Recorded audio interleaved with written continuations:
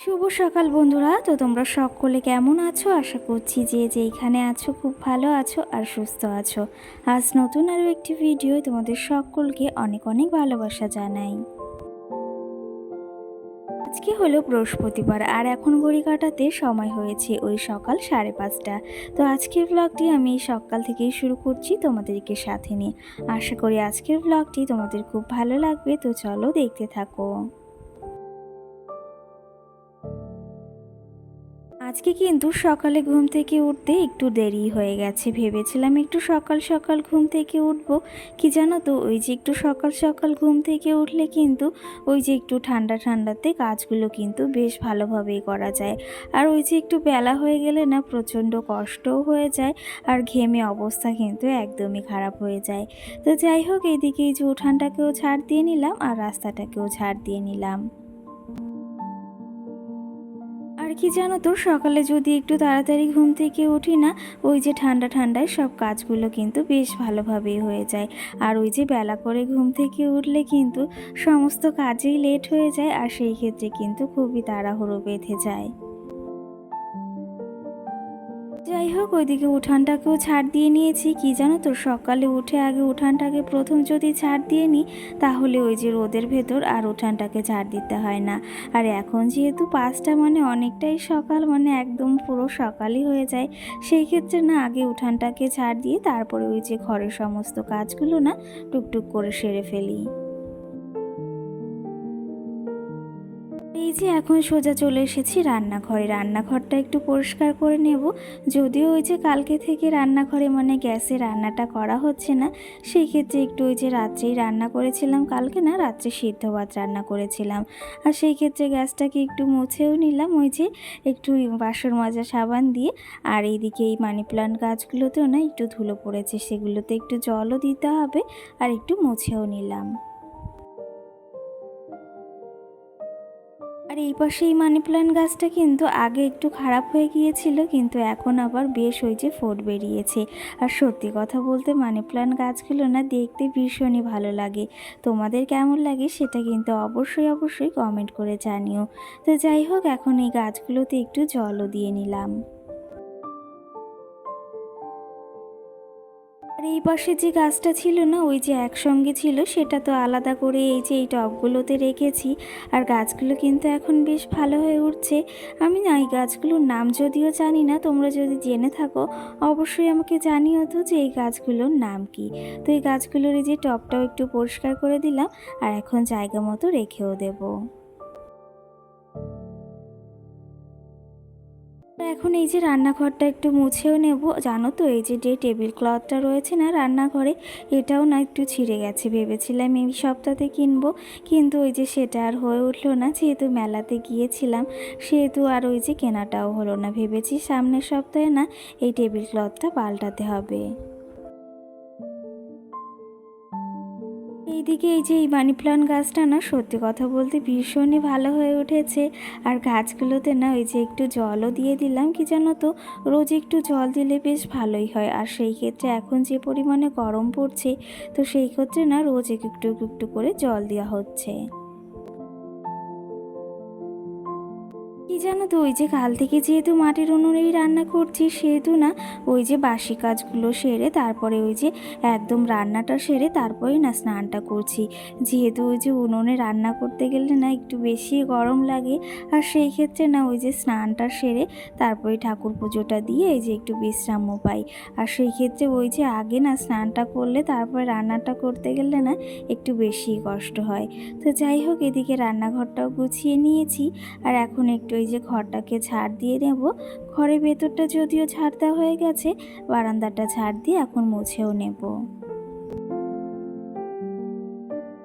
এখন না উনুনে রান্না করার একটা কারণও রয়েছে। কি জানো তো, গ্যাসটা একদম শেষের মুহূর্তে, সেই ক্ষেত্রে না ওই যে ভাবছি কখন শেষ হয়ে যায় কি না যায়, সেই ক্ষেত্রে না আবার উনুনেই রান্না করতে যাচ্ছি। আর কিছু জ্বালানিও রয়েছে, সেগুলো আবার পোড়াতে হবে, কারণ ওই যে সামনে আবার বর্ষাও আছে। সেই ক্ষেত্রে না ওগুলোতে আবার উই পোকাও ধরে যাবে, সেই জন্য না আবার ওই যে উনুনেও রান্না করতে যাচ্ছি। এখন ওই যে পরিমাণে গ্যাসের দাম হয়েছে সেই ক্ষেত্রে না মনে হয় না যে গ্যাসে রান্না করি, কিন্তু ওই যে আমাদের একটা অভ্যাস, বাজে অভ্যাস হয়ে যায় কখনো কখনো, সেই ক্ষেত্রে এই অভ্যাসগুলো না ত্যাগ করা খুবই মুশকিল হয়ে পড়ে। তো যাই হোক, এখন ওই যে গ্যাসটা শেষের মুহূর্তে, সেই জন্যই কিন্তু উনুনে রান্নাটা করা হচ্ছে। জানো তো, আমাদের মতো ঘরে গৃহবধূদের মাঝে মাঝে স্বামীর ওই যে খরচ বাঁচানোর জন্য কিন্তু এমনটা করতেই হয়। আর সত্যি কথা বলতে সবসময় যে আমাদের ওই যে এলাহিভাবে চলতে হবে আর এটা কখনো সম্ভবই না। তো সেই ক্ষেত্রে যেরকম অবস্থা সেরকম ব্যবস্থা নিয়েই কিন্তু আমাদের ওই যে সবসময় চলতে হয়। আর এইদিকে ওই যে ঘরটা না আজকে মুছিনি, শুধু বারান্দাটাই মুছেছি আর সিঁড়িটা। আর এই যে মানি প্লান্ট গাছগুলোতেও একটু জল দিয়ে নিলাম। আর এইদিকে এই যে মাটির হাঁড়িটাও না আজকে একটু মাটি নিলাম, যেহেতু ওই যে উনুনে রান্না করব। প্রতিদিনের মতনও আজও তোমাদের এই কথাটি বলবো, যদি তোমাদের আমার ভিডিওগুলো ভালো লেগে থাকে তাহলে অবশ্যই লাইক কমেন্ট করে আমার পাশে থেকো। আর যদি আমার চ্যানেলটিকে সাবস্ক্রাইব করতে ইচ্ছে হয় অবশ্যই সাবস্ক্রাইব করে পাশে থাকা বেল আইকনটিও প্রেস করে দিও। আর আমার যে সকল বন্ধুরা অলরেডি এই কাজটি করে রেখেছো তাদেরকে অসংখ্য ধন্যবাদ জানাই আমার পাশে থাকার জন্য আর আমার ভিডিওগুলোকে দেখার জন্য। যাই হোক, এখন কিন্তু ঘড়ি কাটাতে সময় হয়েছে ওই ৮টা মতো। আর এর মাঝে কিন্তু আমার রান্না বান্না সমস্ত কাজ আর সঙ্গে কিন্তু স্নানটাও সেরে নিয়েছি। আর আজকে না দেখো, এই যে সাদা ফুল গাছে, মানে সাদা জবা গাছে কত পরিমাণেই না ফুল ফুটেছে, আর সেটা দেখতে কিন্তু বেশ ভালো লাগছে। আর পুজো দেওয়ার জন্য এখন ফুলগুলোকে তুলে নিলাম।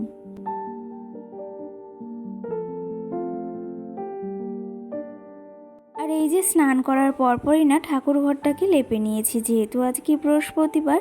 বৃহস্পতিবারের দিনটা হলে না ঠাকুর পুজো দিতে একটু সময় লাগে, সেহেতু ওই যে স্নান করে একদম ফুল বেলপাতার সঙ্গে ওই যে তুলসী পাতা তুলে একদম সুন্দর করে ঠাকুর ঘরটাকে লেপেও নিয়েছি। আর সঙ্গে এখন এই যে ফুল দিয়ে সাজিয়েও নিচ্ছি। আজকে যেহেতু একটু পুজো দিতে বেলাই হয়ে গেছে, তার জন্য একটু কিন্তু কমই ফুল পেয়েছি।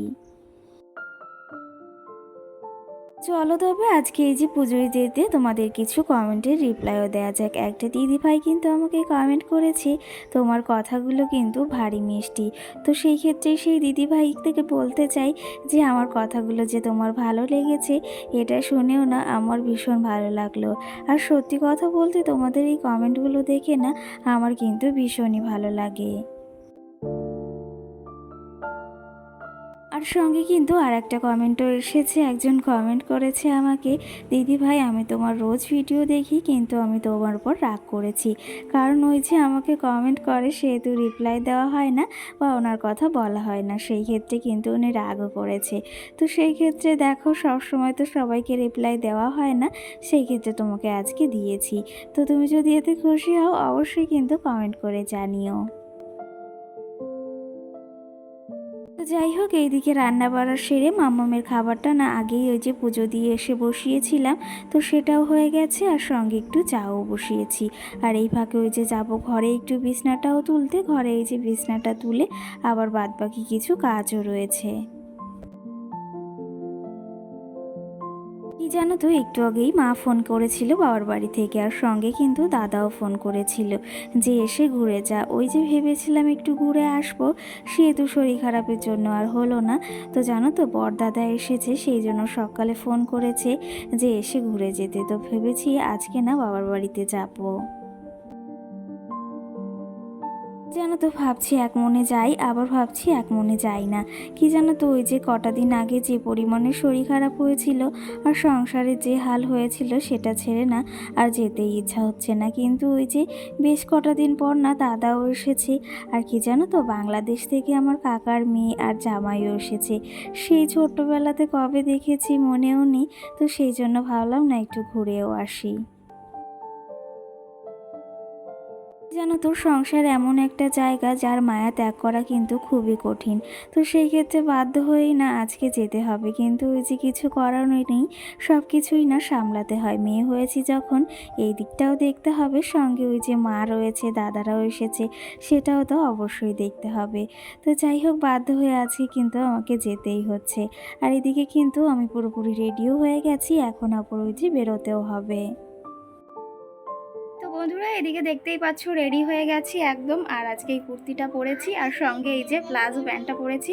কেমন লাগছে অবশ্যই কিন্তু জানিও। আজকে ওই যে বললাম তোমাদের, যাচ্ছি হচ্ছে বাবার বাড়ি, হুট করেই মানে হলো। আর যাওয়ার কথা ছিল, কিন্তু ভাবিনি যে আজকেই যাব।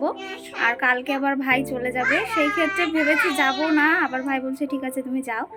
তো তাহলে ঘুরেই আসি। আর দাদা এসেছে, যেহেতু বৌদি এসেছে, আর আমার একটা বোনও এসেছে বাংলাদেশ থেকে, তাহলে দেখা হয়ে যাবে। আর দিদিদের বাড়ি থেকে একটু ঘুরে আসবো। তো এখন ওই যে ঘড়ি কাটাতে সময় হয়েছে পুরো পাক্কা 5টা। আর মামামকে রেডি করিয়ে দিয়েছি, আর আমিও রেডি হয়ে গেছি। কেমন লাগছে জানিও। তো চলো, ওখানে গিয়েই তোমাদের সঙ্গে দেখা হচ্ছে, কথা হচ্ছে। তো চলো, দেখতে থাকো। তোমাদের সঙ্গে না আসার পথে কিছুই শেয়ার করতে পারিনি, কারণ ওই যে বাইকে এসেছি কিছুটা, আর কিছুটা কিন্তু অটোতে এসেছি। বাইক বলতে ভাই না দিয়ে গেছিলো ওই যে গাইঘাটা অবধি, তারপরে থেকে অটোতে এসেছি। আর আস্তে আস্তে একটু রাতও হয়ে গেছিলো। আর এদিকে এসে এই যে ড্রেস চেঞ্জ করেও নিয়েছি, আর মামাম কিন্তু দিব্যি খেলাও করছে। আর ওইদিকে মা কিন্তু মোবাইলে কথা বলছে, আর মা কিন্তু আমাদের এগোতেও গিয়েছিল। আর কি জানো তো, তোমাদের দাদা ভাইয়ের জন্য ভীষণই মন খারাপ করছে। আর কালকেও না ভাই চলে যাবে। আর সত্যি কথা বলতে এদিকটাও সামলাতে হচ্ছে, আবার ওই দিকটাও দেখতে হচ্ছে। হঠাৎ করেই না ভাইয়ের ওই যে যাওয়ার টিকিটটাও হয়ে গেছে। এই ক্ষেত্রে না যেটা হয় ভালোর জন্যই হয়, আর মন খারাপ করে কোনো লাভ নেই। আর এটা না একদিন আগের ভিডিও, পাশের বাড়ি একজনকে ওই যে সাজাতে গিয়েছিলাম। আর চুলটাও কিন্তু আমি বেঁধেছি, যদিও তোমাদের সঙ্গে শেয়ার করতে পারিনি, একটু তাড়াহুড়োই ছিল। বিয়েতে যাবে জন্য এরকম হেয়ার স্টাইল করেছি, আর সঙ্গে কিন্তু মেকআপটাও করে দিয়েছি। কেমন হয়েছে সাজানোটা অবশ্যই কিন্তু কমেন্ট করে জানিও। তো যাই হোক, আজকের মতো ব্লগটি এখানেই শেষ করছি। আবার দেখা হবে নেক্সট ব্লগে। ততক্ষণে তোমরা ভালো থেকো, সুস্থ থেকো। আর লাস্টে কিন্তু তোমাদের ছবিও শেয়ার করে দেবো, অবশ্যই কিন্তু দেখে নিও।